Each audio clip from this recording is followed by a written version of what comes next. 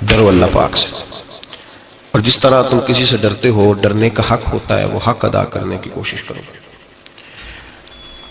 ہم میں سے بہت سارے لوگ ڈرتے ہیں کچھ لوگوں سے، اور جب وہ ڈر رہے ہوتے ہیں تو انہیں احساس ہوتا ہے۔ اللہ پاک نے ہمارا وہ احساس خود بیان کر دیا ہے، فرمایا جب تم کسی سے ڈرتے ہو تو تمہیں اس کا احساس ہوتا ہے کہ تم کتنا ڈرتے ہو، تو پھر تم کوشش کرتے ہو کہ تم وہ کام نہ کرو جس سے وہ بگڑ جائے گا، ناراض ہو جائے گا۔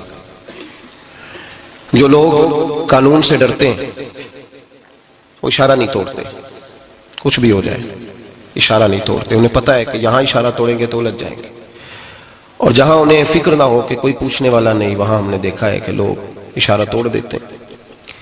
اللہ تبارک و تعالیٰ نے موقع دیا، میں حرمین شریفین حاضر ہوا تو وہاں ایک روڈ دائری روڈ کہلاتا ہے، اس روڈ سے پیدل چلنے والے نہیں گزر سکتے، وہ کہتے ہیں جی اس روڈ سے پیدل والا نہ گزرے، ان کے لیے علیحدہ جگہ ہے۔ قانون یہ ہے کہ اگر کوئی پیدل آدمی وہاں سے گزرے اور اس کا ایکسیڈنٹ ہو جائے تو وہ حکومت یہ کہتی ہے کہ یہ کیوں یہاں سے گزرا تھا، لہٰذا کوئی مقدمہ نہیں ہو سکتا۔ وہاں ہم نے دیکھا ہے کہ لوگوں کو سڑک پہ پیر بھی نہیں رکھتے، کہتے ہیں مر گئے تو بنے گا کچھ نہیں۔ یہاں بھی بہت سارے ایسے معاملات ہوتے ہیں کہ جہاں انسان محسوس کرتا ہے کہ یہ بڑا میرے لیے نقصان ہو جائے گا تو وہ ڈرتا ہے۔ ایک چھوٹی سی بات ہے کہ رات کو کوئی آدمی اپنا دروازہ کھلا رکھ کے نہیں سوتا، حالانکہ کوئی حرج نہیں، کبھی کھلا رہ بھی جاتا ہے، اور اگر کبھی رہ جائے تو جس کی ذمہ داری بند کرنے کی ہو اس کے ساتھ پھر جو رویہ ہوتا ہے گھر والوں کا، یہ خوف ہے ہمارا اندر کا، تو بڑی شدت کے ساتھ ہم اس شخص کو سخت سست کہتے ہیں، ڈانٹتے ہیں، کہتے ہیں تو نے خیال ہی نہیں کیا، جمع پونجی لٹ جاتی تو یہ خوف ہے، یہ ہمارا اندر کا یہ خوف ہے۔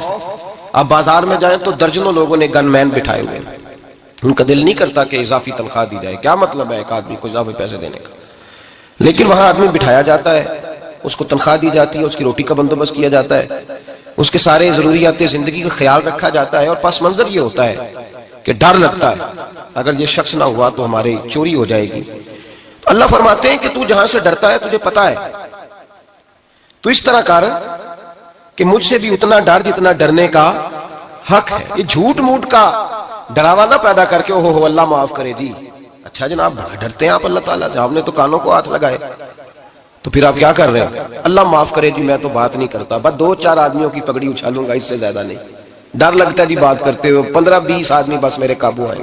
یہ کس قسم کا ڈر ہے؟ ڈرنے کا حکم دیا، اور میرے رسول کریم سید عالم صلی اللہ تعالیٰ علیہ وآلہ وسلم نے ارشاد فرمایا کہ تو رب کریم سے دنیا میں ڈر جا جس طرح ڈرنے کا حق ہے، جب قیامت کا دن آئے گا تو اللہ تجھے ڈرائے گا نہیں بلکہ اپنی رحمت کی چھاؤں میں جنت میں داخل کر دے گا۔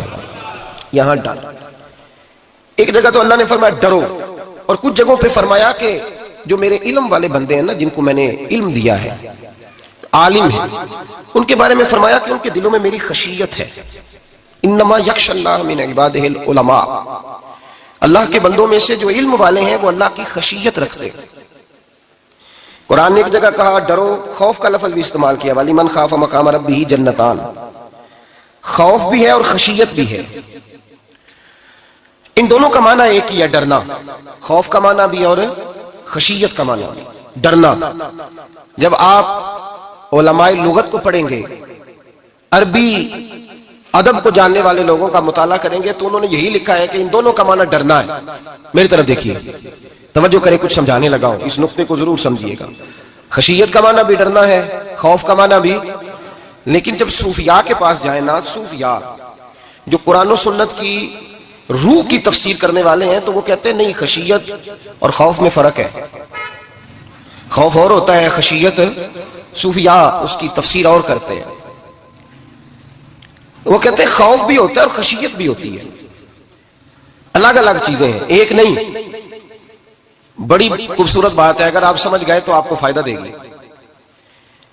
صوفیاء یہ کہتے ہیں کہ بھائی خوف ہوتا ہے اپنے گناہوں کا، کہ میں نے یہ گناہ کیے ہیں، اگر اللہ نے مجھ سے پوچھا تو مجھے بڑا خوف آتا ہے، مار پڑے گی، یہ خوف ہے۔ پھر سمجھ لیں، ایک آدمی نے حرام کا مال اکٹھا کیا ہے زندگی میں، معاذ اللہ اس نے بڑے پاپ کیے، گناہ کیے، شراب پی، بدکاری کی، معاذ اللہ تعالیٰ ثم معاذ اللہ، اب اسے ڈر لگ رہا ہے کہ اللہ تبارک و تعالیٰ نے پوچھا تو میں کیا جواب دوں گا، یہ خوف ہے۔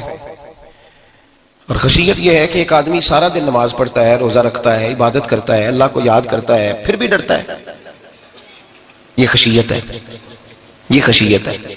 جو گناہوں سے ڈرے وہ خوف ہے، اور جو رب کی ناراضگی سے ڈرے وہ خشیت ہے. جو کہے یار میرا رب کہیں ناراض نہ ہو جائے، میرا رب کہیں مجھ سے. بڑی خوبصورت مثال دی. میں نے اپنے صاحب سے پوچھا کہ حضور یہ مسئلہ کیا ہے؟ تو فرمانے لگے ایک بادشاہ نے ایک غریب کی بیٹی اسے پسند آ گئی تھی، تو اس نے عزت کے ساتھ اس سے شادی کر لی، رشتہ بھیج کے وقار کے ساتھ. بیٹی کا باپ اپنی بیٹی کے مقدر پر رشک کرنے لگا کہ میری بیٹی کو بادشاہ نے پسند کیا ہے، بادشاہ کے شہزادے نے رشتہ بھیج دیا ہے. شہزادہ بیاہ کے لے گیا بیٹی کو. 20 کنیزائیں نوکرانیاں اس عورت کی خدمت کرنے پہ لگی ہوئی ہیں، اس کا ہر حکم ماننے کو تیار ہے. لیکن وہ بی بی سویرے بھی رو پڑتی ہے اور شام کو بھی رو پڑتی ہے، وہ روتی رہتی ہے. اس سے کسی نے پوچھ لیا کہ بی بی تو روتی کیوں ہے؟ 20 کنیزائیں ہیں، گھر میں سکون ہے، ہر شے ہے، تو روتی کیوں ہے؟ تو وہ کہنے لگی اصل بات یہ ہے کہ جو کچھ مجھے ملا ہے میں اس کے قابل نہیں تھی، تو میں ڈرتی ہوں میرا سائیں کہیں ناراض نہ ہو جائے، وہ ناراض نہ ہو جائے. میں قابل نہیں تھی، میری اوقات نہیں تھی. یہ من آنم کے من دانم، میں جو ہوں اس کا مجھے پتا تو ہے. اس نے میری حیثیت سے، میری اوقات سے، میرے ظرف سے، میری محنت سے بڑا بڑھ کے مجھے عطا کر دیا. میری چونکہ اوقات سے زیادہ دے دیا تو میں ڈرتی ہوں وہ ناراض نہ ہو جائے، کہیں میری یہ کھیل، یہ جو میں نے گھونسلہ بنایا ہے، یہ کہیں میرا ٹوٹ نہ جائے. میرے بھائی، میرے رسول کریم سید عالم صلی اللہ علیہ وسلم کے امت کے اولیاء، صلحاء، صوفیاء، اتقیاء، صحابہ، اہل بیت، یہ لوگ جب روتے تھے تو یہ کوئی اس لیے نہیں روتے تھے کہ یہ آج دوپہر کو چینی میں ملاوٹ کر کے آئے ہیں تو اس لیے رو رہے ہیں رات کو. اس لیے نہیں روتے تھے کہ آج انہوں نے جو شکر بیچی ہے اس شکر کے اندر بورا ملایا ہوا تھا. اس لیے نہیں رو رہے کہ آج 10 15 20 لاکھ رشوت کا مال بینک میں جمع کر، اس لیے تھوڑی روتے تھے. یہ تو اس لیے روتے تھے کہ اللہ تو نے بڑا کچھ عطا کیا ہے، کہیں ہم سے ناراض نہ ہو جانا. یہ تو اس کی خشیت میں رو رہے تھے. حضرت داؤد طائی رحمت اللہ تعالی علیہ، حضرت امام جعفر صادق جو نبی پاک صلی اللہ علیہ وسلم کے نواسے، جناب داؤد طائی کی ملاقات ہوئی تو امام جعفر صادق حضور کے نواسے عرض کرنے لگے داؤد طائی یار میری بخشش کی دعا کرنا، رب مجھے معاف کر دے. تو حضرت داؤد طائی رحمت اللہ علیہ فرمان لگے امام صاحب آپ حضور کے نواسے ہیں، میں نے دعا کرنی ہے کہ آپ نے میرے لیے کرنی ہے. تو حضرت امام جعفر صادق رو پڑے، کہنے لگے یار تو نہیں کرنی ہے، اور اسی لیے تو تجھ سے دعا کرا رہا ہوں کہ کہیں ایسا نہ ہو نانا مصطفیٰ کی بارگاہ میں جاؤں تو وہ مجھے کہیں کہ میں کس طرح کا تھا تو کس طرح کا بن کے آیا ہے. یہی تو دعا کرانی ہے کہ میرے لیے دعا کر. جو جتنا بڑا ہوتا تھا نا اتنی زیادہ خشیت ہوتی. اور گناہگار کے تو اللہ تبارک و تعالیٰ بعضوں کا سزا دیتا ہے، آنسو سلب ہو جاتے. اس کو تو اپنے گناہوں پہ رونا ہی نہیں آتا. وہ تو روتا ہے بچہ نہ ہو تب روتا ہے، وہ تو روتا ہے پیسے نہ ہو تب روتا ہے، وہ تو اس وقت روتا ہے جب اس کا مال چلا جائے. اس کو تو بعضوں کا گناہگار کو تو بعضوں کا سزا ملتی. اللہ فرماتے تو دنیا کے لیے روئے گا، میرے لیے نہیں رو سکتا. اور جو رب کریم کے بندے ہوتے ہیں انہیں اللہ کہتا ہے تو دنیا سے بے نیاز ہے، تیری آنکھ سے آنسو جب بھی ٹپکے یا میرے لیے ٹپکنا چاہیے یا محمد مصطفیٰ کے لیے ٹپکنا چاہیے. آپ اگر اس بات کو تھوڑا سا غور کے ساتھ سمجھے تو تمام اولیاء صلحات کیا یہ رو رہے ہیں، تڑپ رہے. کیا اس کی وجہ تھی؟ نمازیں کم رہ گئی تھی، روزوں میں کمی تھی، فرائض ادا نہیں کرتے تھے کہ رویا کرتے تھے. کیوں روتے تھے؟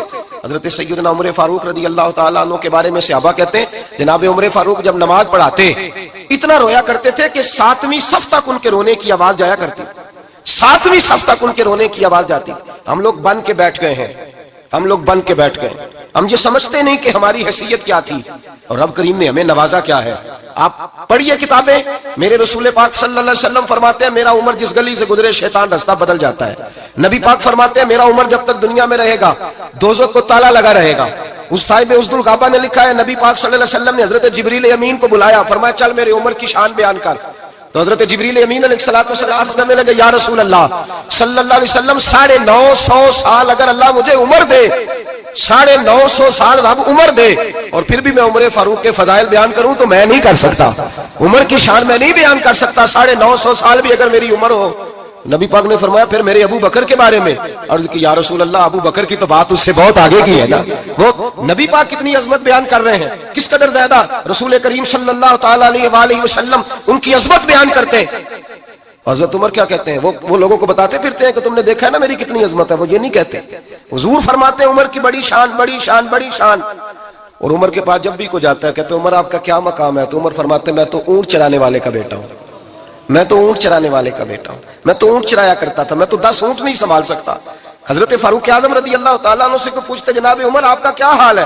تو آپ فرماتے یہ تو میرے مقدر ہے کہ میری بہن نے قرآن سنایا تو میں در رسول تک پہنچ گیا، ورنہ مجھے پوچھنے والا کوئی نہ ہوتا۔ کبھی جناب علی المرتضیٰ کا بازو پکڑ کے کہتے ہیں علی تو نہ ہوتا تو عمر ہلاک ہو جاتا۔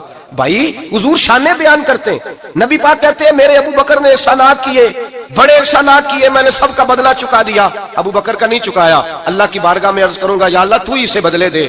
اور جناب ابو بکر صدیق سے کوئی پوچھتا ہے ابو بکر آپ کا کیا حال ہے؟ تو ابو بکر صدیق فرماتے ہیں مجھ سے میرے اندر کا عالم نہ پوچھو، اگر قیامت کے دن اعلان ہوا نا کہ سارے لوگ بخشے گئے ایک باقی بچا ہے تو مجھے ڈر لگتا ہے کہ اکیلا ابو بکر ہی بچ جائے گا جو نہیں بخشا جائے گا، مجھے ڈر آتا ہے۔ تو بھائی پن کے بیٹھ گئے لوگوں کو پوچھ کر کے دیکھیں، کہتے ہیں کیا پاپ کیا ہے، کیا ہو گیا؟ خشیت سے کانپتی ہوئی روحیں، تڑپتے ہوئے میرے رسول پاک کے غلام، اولیاء اللہ صوفیاء کرام کے رونگٹے کھڑے ہیں رب کریم کے خوف سے۔ جو جتنا مالک کو جانتا ہے اتنا کانپ رہا ہے، اتنا ڈر رہا ہے۔ جس کی آنکھوں سے آنسو خشک ہے مطلب یہ ہے یہ رب کو جانتا ہی نہیں، اسے کیا خبر اس کا جلال کتنا ہے، اسے کیا خبر اس کا عذاب کتنا ہے، تو کیا جانے۔ ان بطش ربک لشدید، جب وہ پکڑتا ہے تو بڑا سخت پکڑتا ہے۔ حضرت عثمان غنی کو 3 دفعہ میرے نبی پاک نے فرمایا جنتی ہے، جنتی ہے، العثمان فی الجنہ، العثمان فی الجنہ، العثمان فی الجنہ۔ 3 دفعہ حضور نے جنت کی بشارت دی۔ میرے مصطفیٰ کریم نے فرمایا میرا عثمان گلی سے گزرے تو فرشتے بھی اس کی حیا کرتے ہیں۔ جناب عثمان غنی جن کو میرے نبی نے 2 بیٹیاں دے کے کہا عثمان میری 100 بیٹی بھی ہوتی، ایک کے بعد دوسری انتقال کرتی جاتی تو میں ساری تیرے نکاح میں دے دیتا۔ وہی حضرت عثمان غنی قبر پہ کھڑے ہیں حضور کے وصال کے بعد، ایک قبر پہ کھڑے ہیں، آنکھوں سے آنسو جاری ہے، داڑھی ساری آنسوؤں سے بھر گئی ہے، روتے ہی جاتے ہیں، روتے ہی جاتے ہیں۔ غلام کہتا عثمان یار رونا ہمیں چاہیے، رونا ہمیں چاہیے، جن کو کوئی بشارت نہیں اور آپ کو تو 3 بشارتیں، روتے کیوں ہو؟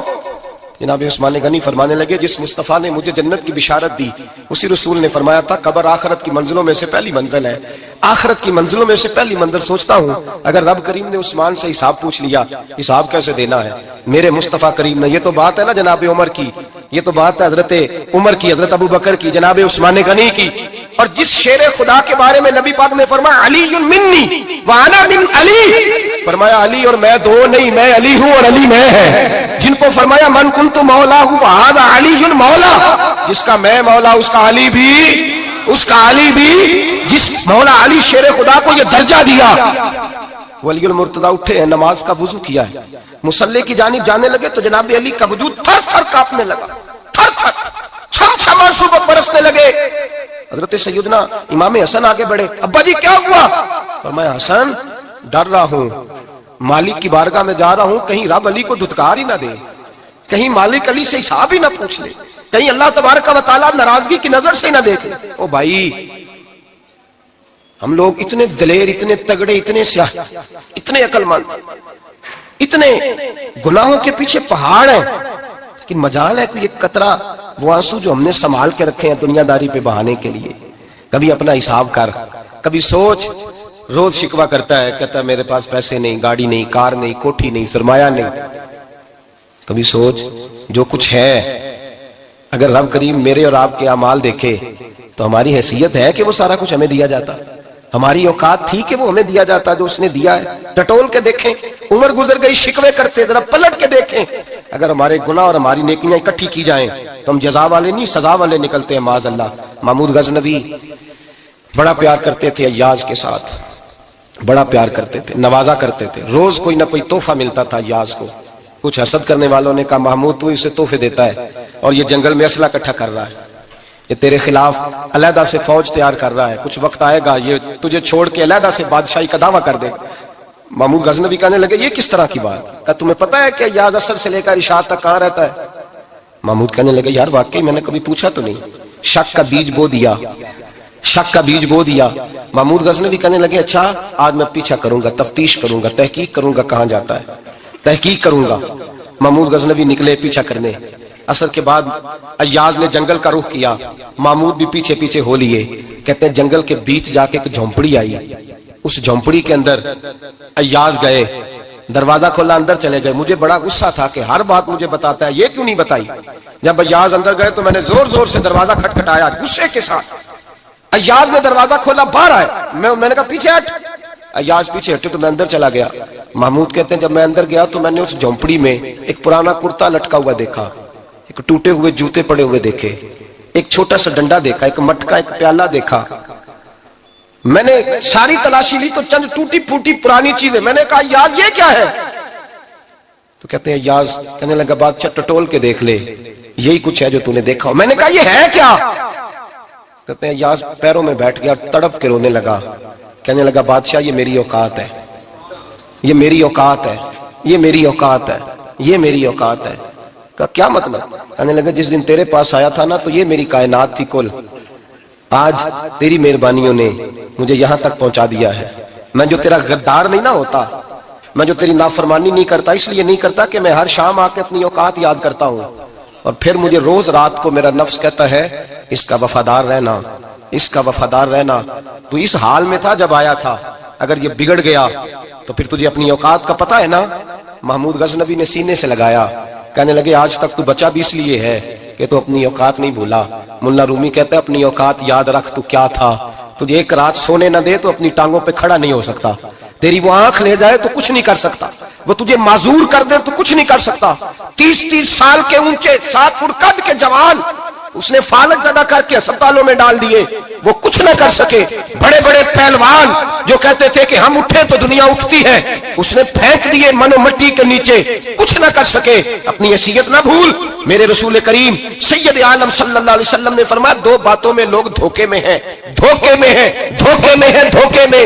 یا رسول اللہ کون سی؟ فرمایا جو صحت مند ہے وہ دھوکے میں ہے، وہ سمجھتا میں کبھی بیمار ہی نہیں ہوں گا، مجھے روز اسی طرح نیند آئے گی جس طرح اب آتی ہے، میں روز اسی طرح اٹھوں گا جیسے اب اٹھتا ہوں، میں اتنا ہی لمبا چوڑا رہوں گا جس طرح آج ہوں، میرا حسن اسی طرح قائم رہے گا جیسے آج ہے۔ تو دھوکے میں ہے، دھوکے میں۔ بڑے بڑے آئے اور بڑے بڑے مٹی کا ڈھیر ہو گئے، فنا ہو گئے، کل من علیہ فان، فنا ہو گئے، کوئی پوچھنے والا نہ رہا۔ اور میرے رسول پاک نے فرمایا جو فارغ ہے، جن کو رب نے اپنی عبادت کے لیے فارغ کیا، اپنے دین کی نوکری کے لیے فارغ، وہ بھی دھوکے میں ہیں، وقت ضائع کر رہے ہیں، چوک اور چوراہے میں کھڑے ہیں۔ میرے بھائی جب اپنی حیثیت انسان بھولتا ہے، حیثیت بھولتا ہے، پھر وہ شکوہ کرتا ہے، جب اپنی اوقات بھولتا ہے پھر شکوہ کرتا ہے، جب وہ بھول جاتا ہے کہ میں کیا تھا پھر وہ شکوہ کرتا ہے۔ حضرت سیدنا امام احمد رحمۃ اللہ علیہ بازار میں کھڑے تھے تو بادشاہ کا بیٹا گزرا، اکڑ کے گزرا، آپ نے بازو پکڑ کے کھینچا، فرمایا جا جا کے اپنی ماں سے پوچھ اور اپنے باپ سے پوچھ تیری اوقات کیا ہے، اکڑ کے چلتا ہے، جا پوچھ ان سے تیری حیثیت کیا ہے۔ حضرت جناب سیدنا امام احمد نے ڈانٹا تو واپس آیا، آگے کہنے لگا ابا وہ امام کیا کہتا تھا کہ میری اوقات کیا ہے، کیا اوقات ہے میری؟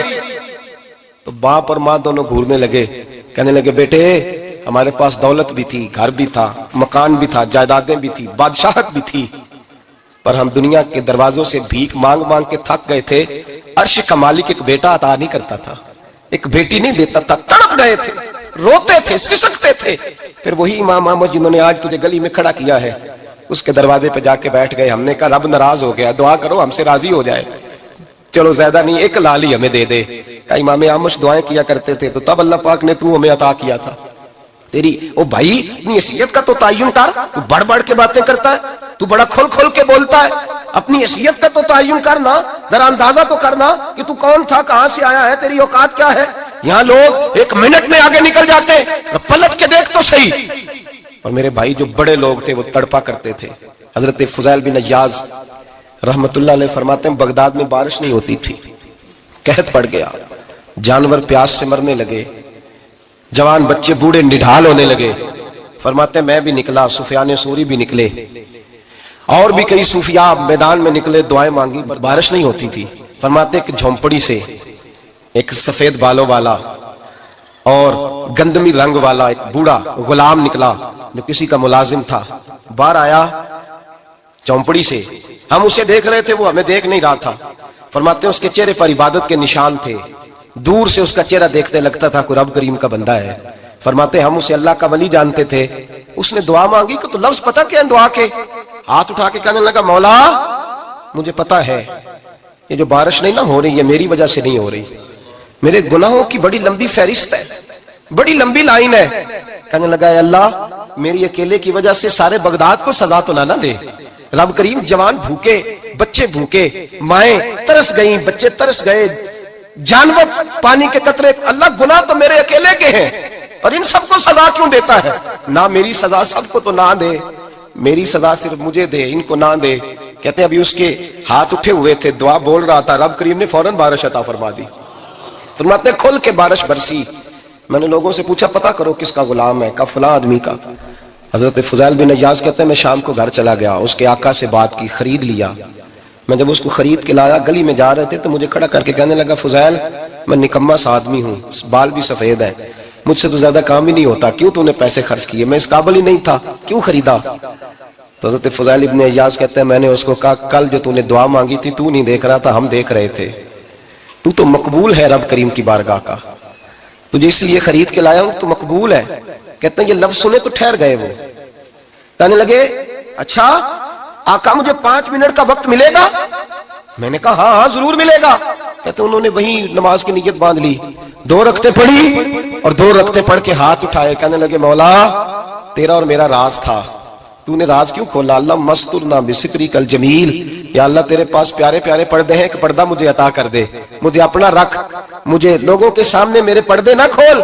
आप फरमाते हैं ये कह के वो जमीन पे बैठे कलमाए शहादत पढ़ा, उनकी रूह परवाज कर गई। मेरे भाई जो ज्यादा परहेजगार थे, तो बड़े रब करीम के बंदे थे, उनके तो आंसू कुछ की नहीं होते, वो तो तड़पा करते, सुबह शामें उनकी रूह के गुजरते थे और रब करीम की नाराजगी से डरते थे। वो कहते थे मालिक कहीं नाराज ना हो जाए, कहीं बिगड़ ना जाए। मेरे रसूल करीम सल्लल्लाहु अलैहि वसल्लम के सहाबी कहते हैं एक जंग से खुशखबरी आई, तो जो खुशखबरी लाने वाले थे वो हजरत उमर फारूक रदी अल्लाह तआला अन्हु के पास पहुंचे खुशखबरी देने। हजरत उमर रदी अल्लाह तआला अन्हु खड़े थे, सहाबी ने आके कहा उमर मुबारक हो। जनाब उमर कुछ लोगों से गुफ्तगू कर रहे थे, बातचीत जारी थी, कहा मुबारक हो फतह हो गई। हजरत उमर कहने लगे ठहर तो जा, इससे तो बात कर लेने दे जिससे कर रहा हूं। जब कहना ठहर तो जा, तो जो पीछे खड़े थे वो शर्मिंदा हो गए, इतनी सी बात है। चौधरी तो बंदा बनता ही तब है जब 5-10 की एक दिन के अंदर बेइज्जती कर ले, पढ़ा लिखा तो बनता ही तब है जो 10-15 को जाहिल कह ले, तो बड़ा तो बनता ही तब है जो 5-6 को नीचा दिखा ले। तो ये हमारी डिग्रियों का तो मिजाज ही बड़ा मुख्तलिफ है। हम तो एजाज वाले होते ही तब हैं जब कुछ छोटा होगा तो हम बड़े होंगे ना। हम तो चाहते हैं हमें कुछ छोटा मिले, किसी को छोटा करके उसके कद पे सवार होके बड़ा होना चाहते हैं। इतनी सी बात थी कि ठहर जाना यार, पहले इसकी तो सुन लेने दे। वो शर्मिंदा हो गए साहब। जब वो शर्मिंदा हुए तो सैयदना फारूक आज़म दौड़े गए। सहाबा कहते हैं गारा था, कीचड़ था, उस गारे में सर रखा, सजदा करने लगे, उठे, कहने लगे मौला अपने उम्र से नाराज ना हो जाना, ये कल तक ऊंट चराया करता था, आज तेरी मखलूक को शर्मिंदा करने लग गया है, ये अपनी हैसियत ही भूल गया, इसे खबर ही नहीं कि ये क्या था, ये आज तेरी मखलूक को शर्मिंदा करता है। अल्लाह अपनी उम्र से नाराज ना हो जाना। वो शख्स कहते हैं पीछे आके खड़ा रो रहा हूं। मैंने कहा उमर क्या कर रहे हो? फरमाया नहीं यार मैंने तुझे शर्मिंदा किया है, ये मैं भूल गया था कि मैं क्या हूं। भाई अपनी हैसियत का तायुन करें, आओ आज अपनी हैसियत का तायुन करें, देखें हम कहाँ थे, कहाँ बैठे, पलट के देखें क्या थे, हम क्या हैं, रातें कहाँ गुजरती हैं, सुबह कहाँ बीतती हैं।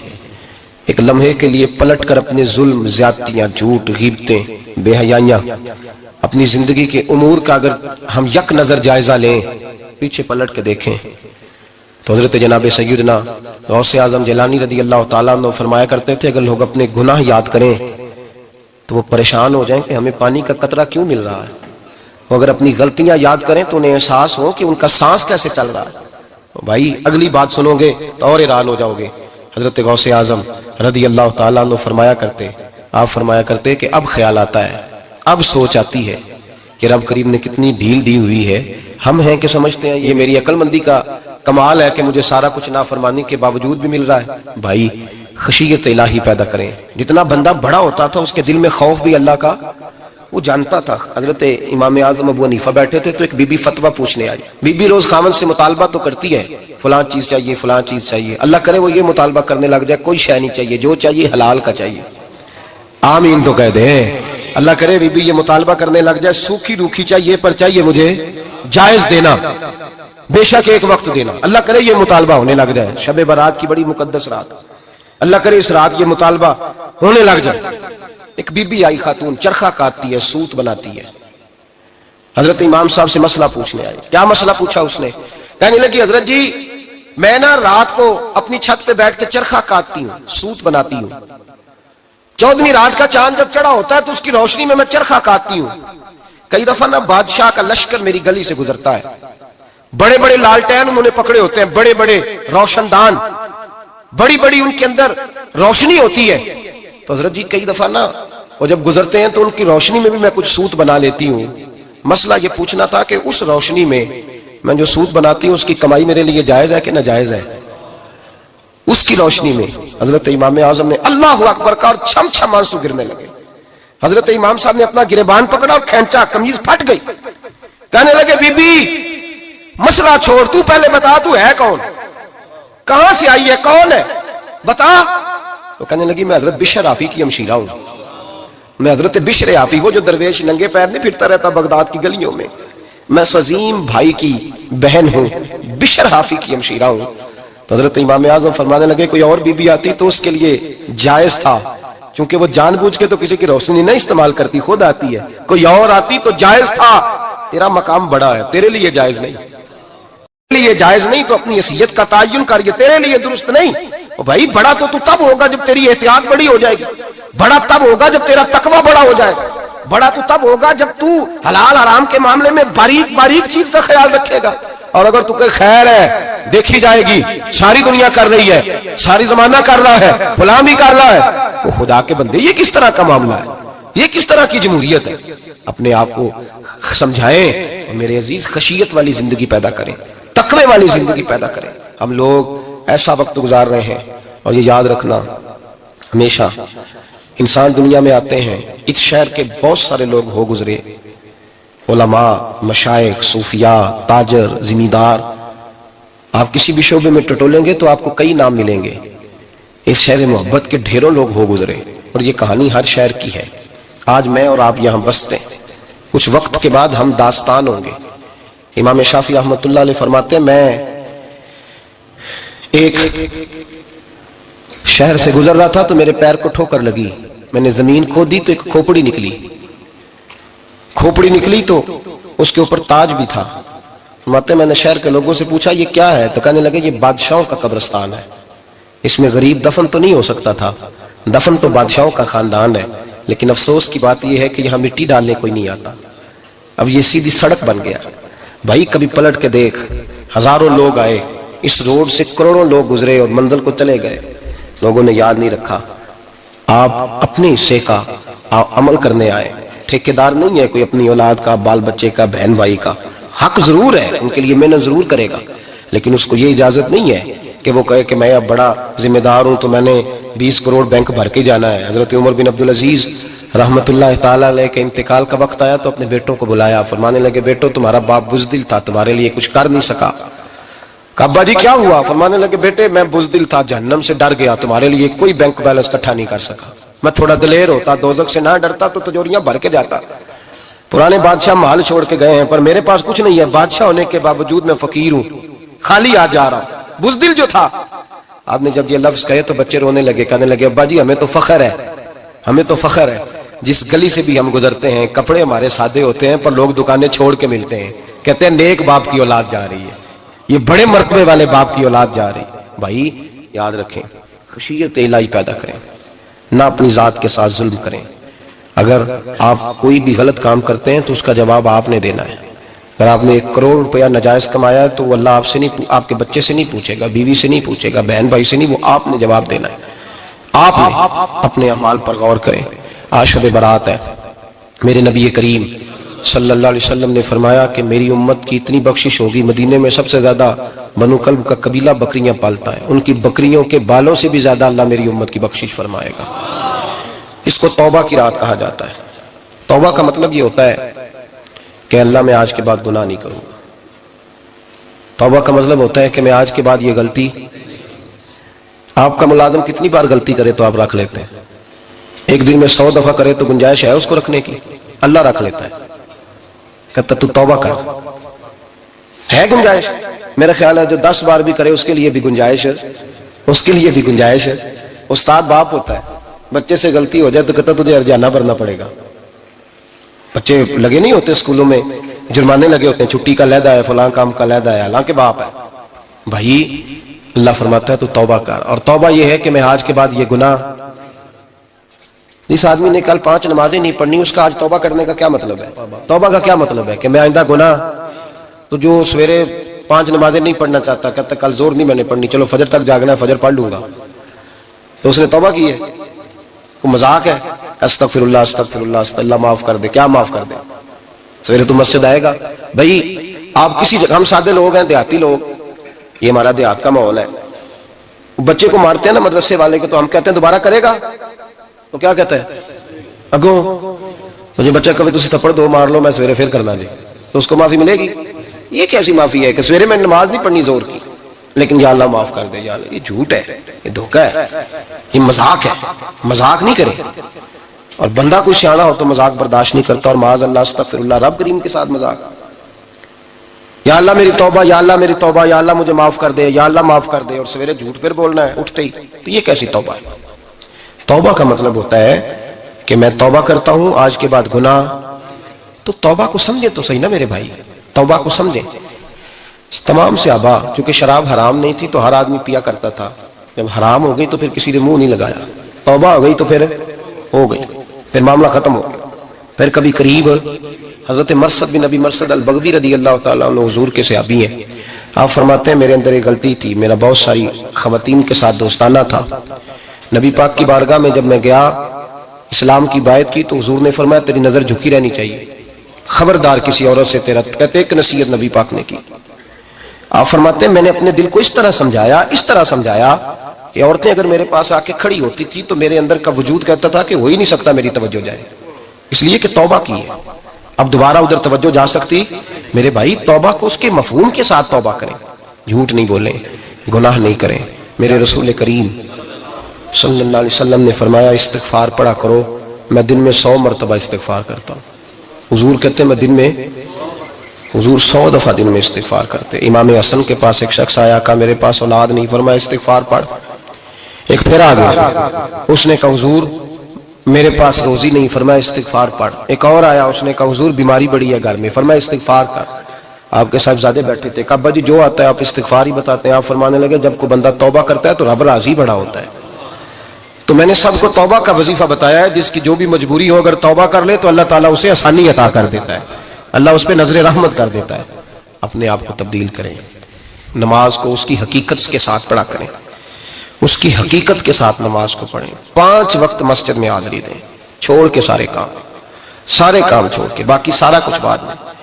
آپ کا رشتہ لوگوں کے ساتھ زندگی کا ہے، موت کا نہیں ہے۔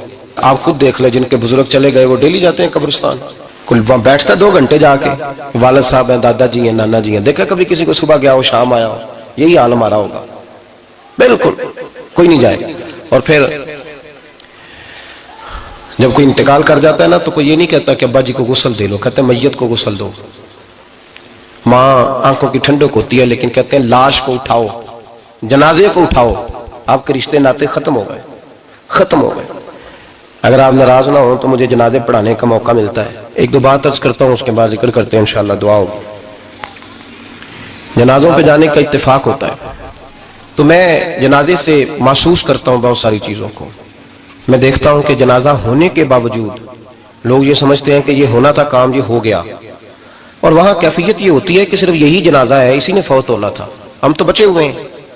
قرآن پاک سے محبت کرنا، قرآن پاک پڑھنے والوں سے پیار کرنا، قرآن کے مدارس کو آباد کرنا، یہ بڑا مشکل ہوتا جا رہا ہے۔ ہم ایک مدرسہ چلاتے ہیں، ہم محسوس کرتے ہیں کہ یہ بڑا کٹھن معاملہ ہے، بڑا کٹھن۔ ایک تو تنقید کی نظر بھی سب سے زیادہ اداروں کی طرف ہوتی ہے، اور سب سے کم تعاون بھی اداروں کے ساتھ ہوتا ہے، مجبوری کے ساتھ ادارے وقت گزارتے ہیں۔ اپنا رجحان مدارس کی جانب کریں اور دین سیکھنے کی طرف رجحان کریں، قرآن مجید صحیح پڑھنا سیکھیں، قرآن مجید صحیح سمجھنا سیکھیں۔ اور پھر میرے بھائی جو آیات آپ کو ضروری ہیں، نماز جنازہ ہے، وضو ہے، غسل ہے، آپ کے روزمرہ کے معاملات ہیں، وہ کسی اچھی کاری سے، اہل سنت کے کسی شخص سے ان کی درستگی کرائیں، اپنے معاملات پہ غور کریں، یہ ان کوتاہیوں سے باہر آئیں، قرآن پاک سے محبت کریں اور دین داروں کے ساتھ جڑیں۔ ایک گزارش آپ سے اور کرنی ہے، اس کو بھی کھلے دل کے ساتھ سنیے گا، کھلے دل کے ساتھ۔ یہ شب برات کی رات ہے اور میں ذمہ داری کا مظاہرہ کرتے ہوئے بات کرنا ضروری سمجھتا ہوں۔ آپ کسی پیر صاحب سے ملیں، کسی آستانے پہ جائیں، یہ کچھ گزارشات ہیں، بات میری ختم ہو گئی، وہ کر کے میں دعا کرنے لگا ہوں، تو شریعت اسلامیہ کا ضرور پاس اور لحاظ کریں۔ یہ دیکھیں جس صوفی کے پاس، درویش کے پاس، جس کو آپ پیر سمجھ رہے ہیں، اسے کوئی قرآن حدیث بھی آتا ہے، وہ کو سنت شریعت کا بھی پابند ہے، میری اپنی جماعت سے ہاتھ باندھ کے گزارش ہے، خدا را اب بس کر دے، بڑی تباہی ہو گئی اور لمبی چوڑی ہو گئی، تھک گئے ہم کہہ کہہ کے۔ لوگ سمجھتے نہیں اس چیز کو۔ اعلیٰ حضرت فاضل بریلوی نے لکھا ہے، ادھر دیکھیں، اعلیٰ حضرت نے لکھا ہے کندھوں تک بال رکھنا جائز ہے، کندھوں تک، کندھوں سے نیچے رکھنا حرام ہے۔ کیسے اس شخص کو لوگ پیر مان لیتے ہیں جس نے داڑھی سنت سے چھوٹی رکھی ہوئی ہے، بال بڑے رکھے ہوئے ہیں، یہ ملنگ صاحب ہے۔ ان تماشوں سے باہر آ جائیں، اللہ تبارک و تعالیٰ کی بارگاہ کی طرف رجوع کریں۔ ہم دم کے قائل ہیں، درود کے قائل ہیں، میں سارا دن پتہ نہیں 20 تعویذ لکھ کے دیتا ہوں، ہمارے بزرگوں کا طریقہ ہے، یہ چیزیں جائز ہیں، ان کی شریعت میں اصل ہے، دلیل ہے، لیکن کل دین یہ نہیں ہے۔ اپنے آپ کو بچائیں اور علم کی طرف رجوع کریں، تقوی کی طرف رجوع کریں، ان ظالموں سے، بہروپیوں سے اپنے آپ کو بچائیں۔ اور میں ان لوگوں کو بھی دعوت فکر دیتا ہوں جو ہمیں روز آ کے کہتے ہیں یہ تمہارا پیر تو یہ تمہارا پیر، جب ہم خود کہہ رہے ہیں ہمارا نہیں، تو ہم کسی شرابی کبابی کو اٹھا کے کہہ دیں گے تمہاری جماعت کا بندہ ہے تو تم رکھ لو گے؟ کہو ہم اگر کہہ دیں تمہاری جماعت یہ درس دیتی ہے تو تم مان لو گے؟ یہ کیا بات ہوئی؟ اگر کسی جماعت کا کوئی شخص غلط ہے، اور ہم درباروں والے نہیں، ہم تو مسجدوں والے لوگ ہیں۔ دربار تو ایک ضمنی چیز ہے، وہ بن بھی جائے تو ٹھیک ہے، ورنہ تو میرے نبی پاک نے فرمایا ہر مومن کی قبر جنت کا باغ ہوتی ہے، تو اندر دربار ہی بنا ہوا ہے، جنت کھلی ہوئی ہے، اوپر بلڈنگ بننا اتنا ضروری کام ہے؟ مہربانی فرمائیں، ایک تو اپنے آپ کو دین کی طرف راغب کریں، رمضان شریف آئے گا اپنی اصلاح کی کوشش کریں، اور جب کسی دینی مجلس میں جائیں تو روح کی دنیا لے کر کے جائیں، کچھ سیکھنے کے ارادے سے جائیں، کچھ درس لینے کے ارادے سے جائیں، جمعے پڑھیں، دروس سنیں، تو کچھ لینے کے ارادے سے جائیں، اور دین کی خدمت میں اپنے حصے ڈالنے کی کوشش کریں۔ اس سے صرف چندے کا معاملہ نہیں، اس سے مراد یہ ہے کہ اپنی اولاد کو، اپنے بچے کو، اپنے آپ کو دیندار بنائیں، یہ آپ کا دین میں حصہ ہوگا، یہ آپ کا دین کے ساتھ تعاون ہوگا۔ آخری بات میرے بھائی آپ حضرات سے یہ ہے، اس کو ضرور سمجھیں، خواتین کو پردے کا پابند کریں، ان کو پردہ داری سکھائیں۔ پردہ شریعت میں ضروری ہے، اور جواب دہ عورت نہیں ہوگی، اس کا خامند ہوگا، اس کا باپ، اور اس کا اگر بھائی بڑا سربراہ ہے تو وہ جواب دہ ہوگا کہ عورت بے پردہ کیوں نکلتی ہے۔ تہذیب کے نام پر بد تہذیبی نہ کریں، خبردار کوئی ایسا کام نہ کریں جسے اللہ رسول ناراض ہو۔ ان کو پردے کا پابند کریں، بغیر برقعے کے، بغیر مکمل نقاب کے، بالکل عورت کو اجازت نہ دیں گھر سے نکلنے کی، سختی کریں، اور ان کو سمجھائیں کہ ہمارا تعلق یورپ کے ساتھ نہیں، ہمارا تعلق خاتون جنت حضرت فاطمہ الزہرا کے ساتھ ہے۔ ان کو پابند کریں، اور یہ میں ذمہ داری سے بات کہہ رہا ہوں، مرد ذمہ دار ہے اگر اس کی عورت باپردہ نہیں ہے، وہ ذمہ دار ہے، اور اللہ کی بارگاہ میں اس کی کوئی بات قابل قبول نہیں ہوگی۔ اور شب برات کی رات اتنے لوگ گواہ ہیں کہ یہ پیغام آپ کو پہنچایا گیا، آپ کو پہنچایا گیا، آسمان زمین اور ہوا گواہ ہے کہ ہمیں یہ بات پہنچائی گئی کہ ہمیں ان کو پردہ کرانا ہے۔ ذکر ہوگا، ذکر کیا ہے؟ ذکر ہے اللہ کو یاد کرنا۔ اور میرے نبی پاک صلی اللہ علیہ وسلم نے ایک حدیث میں فرمایا رب کا ذکر اس طرح کرو کہ لوگ تمہیں دیوانہ سمجھیں۔ یہ لوگ باتیں کرتے ہیں تو کھول کھول کے، اللہ کے ذکر کی باری آتی ہے تو تھک سے جاتے ہیں، تھک کے ذکر نہیں کریں، ذکر کریں تو پوری دل جمی کے ساتھ، سرور کے ساتھ، کیف کے ساتھ۔ اور آج کر کے تو دیکھیں بھلا ذکر میں ہوتا کیا ہے، یہ لذت کیا ہے، یہ کیف کیا ہے۔ میرے بچے چھوٹے مجھ سے کہتے ہیں ذکر لمبا کرایا کریں، بیٹا اکثر مجھے کہتا ہے ذکر جو ہے نا وہ جب آپ بڑا لطف آتا ہے ذکر میں، ذکر تو ایک کیفیت ہے، لگ جائے تو اس کا ایک اپنا ذائقہ ہے، تو ذکر کریں اللہ کا، درود شریف پڑھیں۔ دعا کیا ہے؟ آج لائٹ کو بند کر کے جب ہمارے ہاں ذکر ہوتا ہے، دعا ہوتی ہے، تو ہمارے بزرگ یہ کہتے ہیں ہم ثابت یہ کرنا چاہتے ہیں کہ ہم مجمع میں نہیں بیٹھے، یا اللہ تیری بارگاہ میں بیٹھے، ہمیں تو ساتھ والا دیکھ نہیں پا رہا۔ دعا مانگے، اور اللہ سے مانگے تو کھل کے مانگے، اور آج اگر ہو سکے نا تو کوئی ایک آدھ قطرہ گرا ہی دے۔ میرے نبی پاک نے فرمایا محفل میں چند لوگ بھی رو پڑے تو سب کا کام بن جاتا ہے۔ آپ میں سے کوئی نیک آدمی ایسا ہوگا تو ہمارے جیسے کئی گناہگاروں کو ساتھ اللہ اس پہ فضل فرمائے گا۔ یہاں ذکر کے بعد دعا ہوگی، دعا کے بعد پھر سلام ہوگا، پھر ایک دفعہ آخر میں دعا ہوگی، پھر آپ کو کچھ وقت دیا جائے گا انفرادی طور پہ نفل ادا کرنے کا، 4 6 نفل پڑھ کے نئے سرے سے تازے ہو کے آپ حضرات تشریف لائیں گے، اور پھر انشاءاللہ تعالی یہاں لنگر کا بندوبست ہوگا، آپ حضرات کے لیے ماں حضر جو کچھ ہے آپ کو پیش کیا جائے گا۔ کوشش کریں روزہ رہ ہی جائے صبح کا، ویسے بھی پریکٹس ہوگی رمضان کی، اور شعبان میں زیادہ روزے رکھنا میرے نبی پاک کی سنت بھی ہے، اس لیے ضرور کوشش کریں کہ سحری کا بندوبست ہے تو آپ روزہ رکھیں تاکہ آپ کے لیے آسانی ہو جائے۔ اللہ تبارک و تعالی ہماری اس حاضری کو اپنی بارگاہ میں مقبول فرمائے۔